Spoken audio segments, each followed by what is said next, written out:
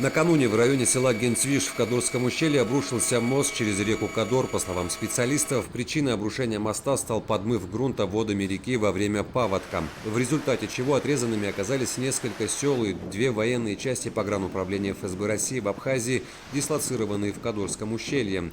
Прибывший на место обрушения министр ПЧС Лев Квицинья в сопровождении российского специалиста провели осмотр района происшествия, определили его масштабы. Временную схему движения решено реализовать по старому мосту через Кадор, который расположен поблизости. Его опоры находятся в нормальном состоянии, однако поверх них необходимо настелить новое дорожное покрытие. О ситуации в районе обрушения моста было доложено руководству страны. Сегодня в Кадорское ущелье направились профильные специалисты для решения конкретных задач по восстановлению движения.